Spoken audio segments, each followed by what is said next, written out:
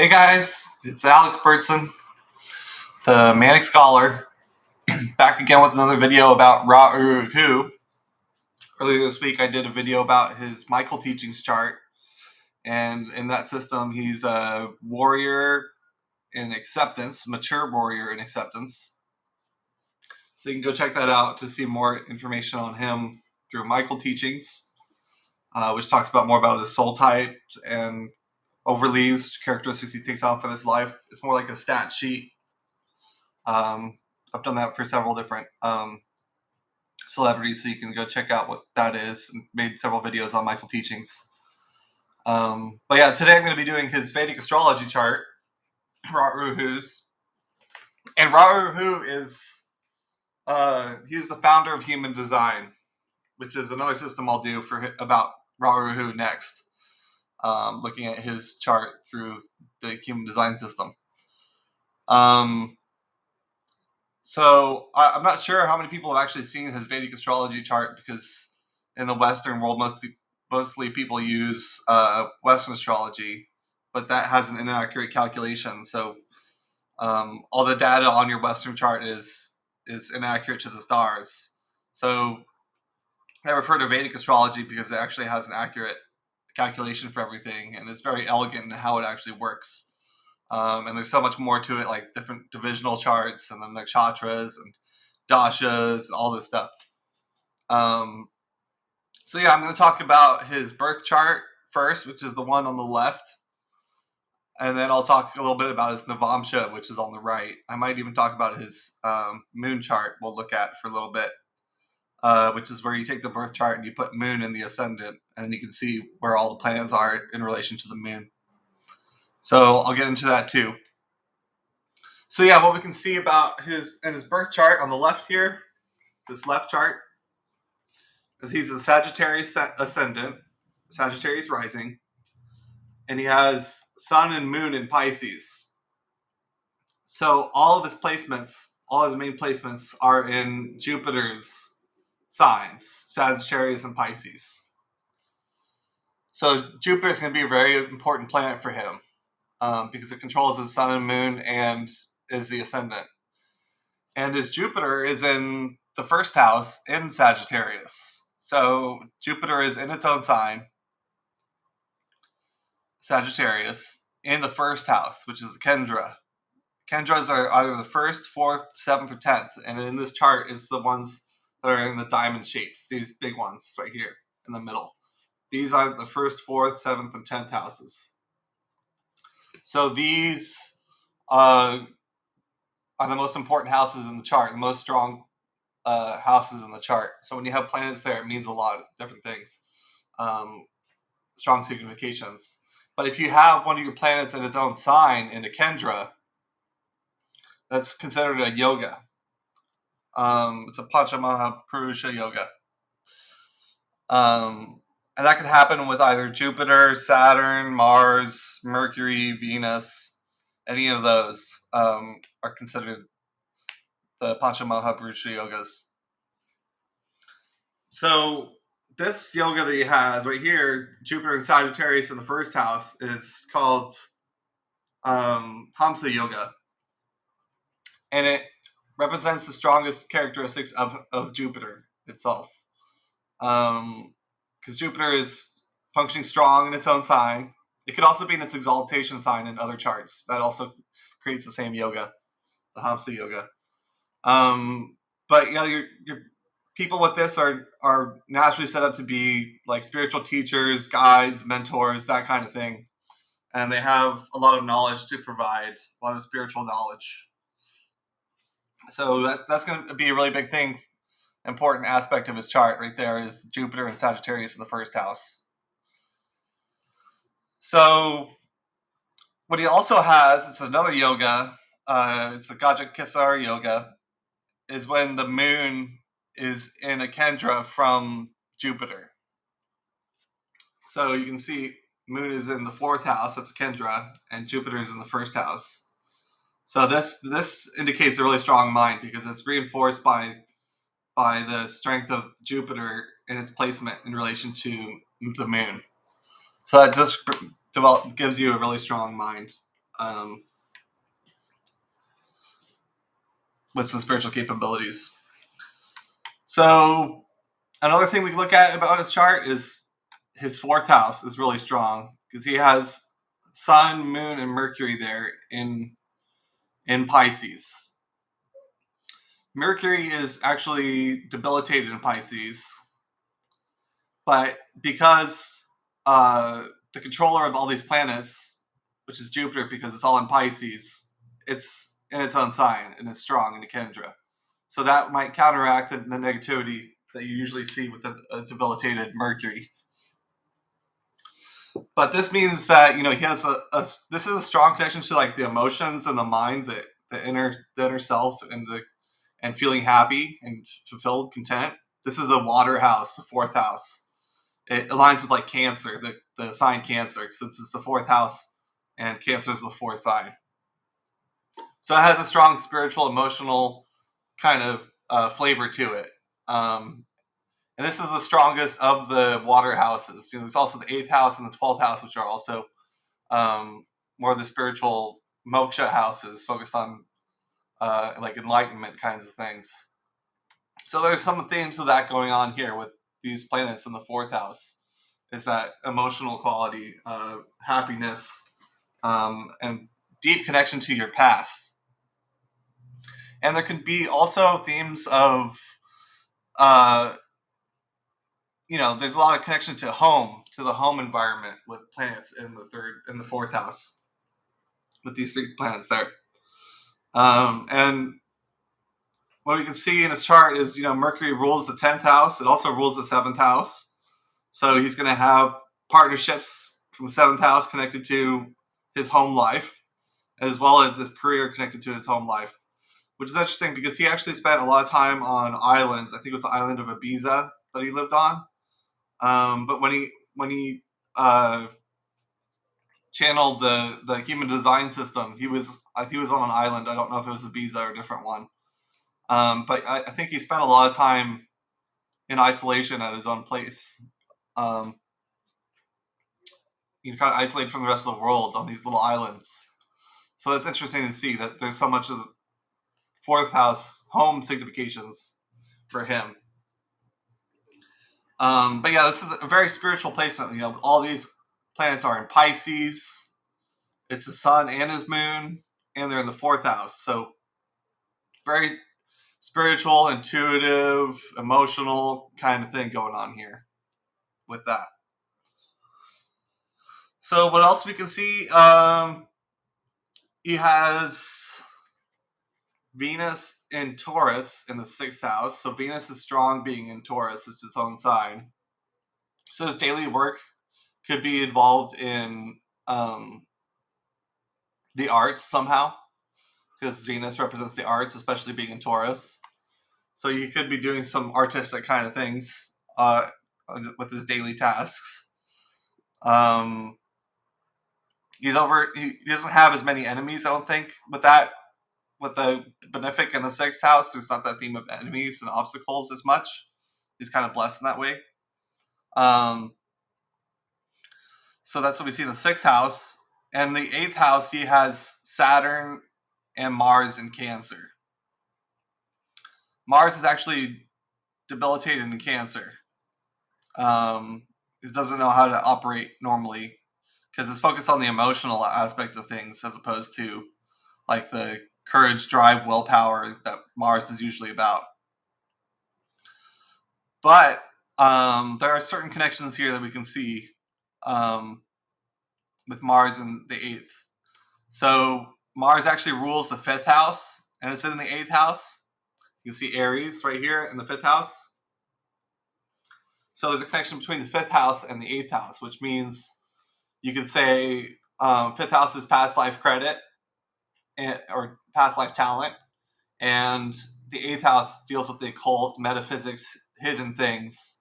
So he has a past life talent connected to the occult, metaphysics, stuff like that.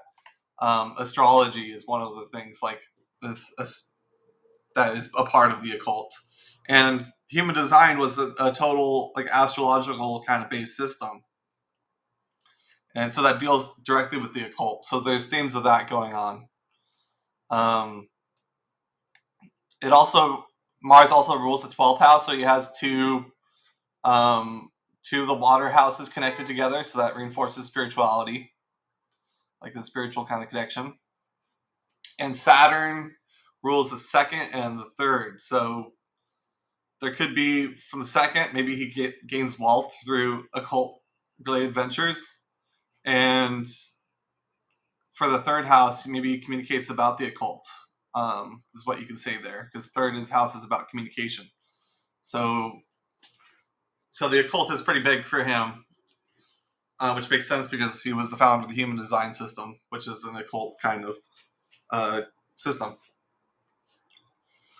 So the other thing I wanted to look at in his birth chart is his Rahu Ketu axis. So Rahu and Ketu, Rahu represents what you're coming here in this life to experience, what area you're here to grow in, what area you crave experience in to grow. And K2 represents where you've come from past lives, the kind of the talents and focus of past lives. So his Rahu is in the 5th house in Aries, and his K2 is in Libra in the 11th house. So this is a really creative placement to have Rahu in the 5th house, because 5th house is all past life talent developed from past lives. So there's innate creativity there. And because the Rahu's there, it's really focused deeply on his using his past life talents in this life. It's a very creative house to have Rahu in. So that's going to be a factor there. K2 in the 11th house shows past life connection to groups and friends, and that might be a factor in this life too. He's bringing his connection to friends and groups and gains, monetary gains, into this life. But he's moving towards more of the creative aspect, creating new things with Rahu in the 5th. Also, K2 in Libra represents more that he had connections with partnerships from past lives. That was more of the focus, his kind of being a mediator connected to other people and having everybody get along. But his Rahu's in Aries, so basically he's coming out in this life to stand out, to be a pioneer in things, be the first one to do something new. Those are kinds of the themes you see with Rahu and Aries. And that's what he did. He brought this whole new system in, human design.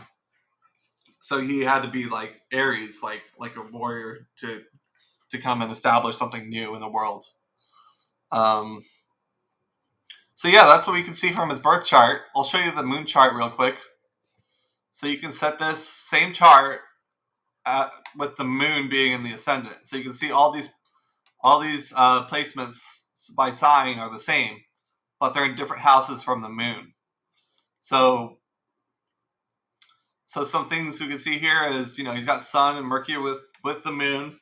So in Pisces, so Pisces kind of energy is really strong. He's got Jupiter is in the 10th house, so that signifies, Jupiter kind of stuff, spirituality tied to career, being a spiritual teacher, guide, mentor. Venus is in the 3rd house in Taurus, so that's a lot of creative energy as well. 3rd house is a very creative house. So usually associated with music, dance, and drama kind of things, but it's all things communication. So he's got Venus dealing with that. He's got Saturn and Mars in the 5th house, so that shows a lot of energy for past life talent, at least in the significations of Saturn, which is leadership and discipline, and Mars being kind of this driven energy, as well as indicates intelligence. And his K2 and Rahu axis from the moon is Rahu goes in the 2nd and K2's in the 8th. So K2 in the 8th shows that there's a connection from past lives to the occult. And with Rahu in the 2nd house from the moon, that shows he's moving towards building his own wealth in this life, which he could do through his use of the occult. So yeah, that's what I see about in his birth chart and moon chart. So now I'll talk about his Navamsha really quick. Navamsha is a different chart. It shows more about what will manifest later in life. It shows your dharma. It shows your relationships, stuff like that. One thing I was going to say about his birth chart is his Atmakarika, which is the planet that is the highest degree in a sign, is Sun. It's at 26 degrees. So we have to look and see where his Sun is in the Navamsha, because that's his Atmakarika, and it's in Aquarius in the 11th house of the Navamsha with Mars. So some of the Mars kind of energy is going to be strong for him because he's got his Atmakarika connected with that in the Navamsha. He also has with those in the 11th house in Aquarius is a lot of connection to gains and groups and organizations and building that kind of thing, being part of bigger organizations and dealing with friends and stuff like that is going to be a big theme for later life. He's got Moon and Saturn in Capricorn. Saturn is strong in Capricorn. It's his own sign. So this can indicate some kind of leadership ability with it being in the 10th house. And then some other interesting things about his Navamsha is he's got K2 and Venus in Aries in the first house of the Navamsha. And his Rahu's in Libra in the 7th house of the Navamsha. So this is an interesting indication because Venus rules the 7th house because Libra is there, and it's in the first, which is all on the other side of the axis of the Rahu Ketu axis. So it's along with Ketu. So there's a connection between the 7th house of his Navamsha and the first house. It's showing basically here with Rahu and Libra that he's moving towards partnerships, but because Venus is in Aries in the first, that shows that he has a very individualistic, unique kind of contribution to make, where he's standing out from the rest of the crowd. It's very self-focused. So it's interesting because his Rahu's in the opposite sign from the birth chart. It's in Libra in the Navamsha, and it's in Aries in the birth chart.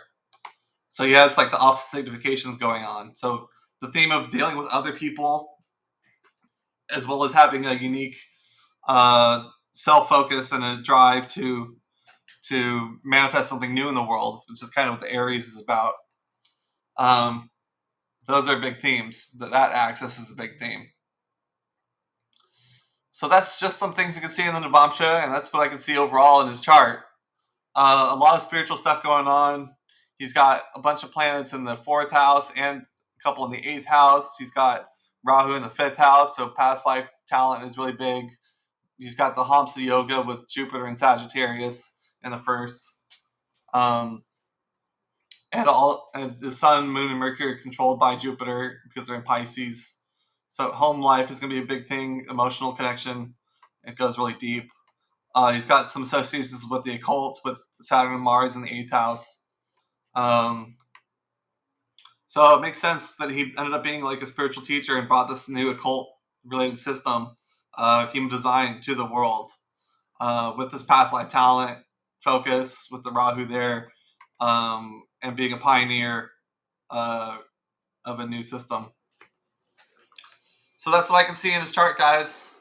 I'll do his human design later this week, probably tomorrow.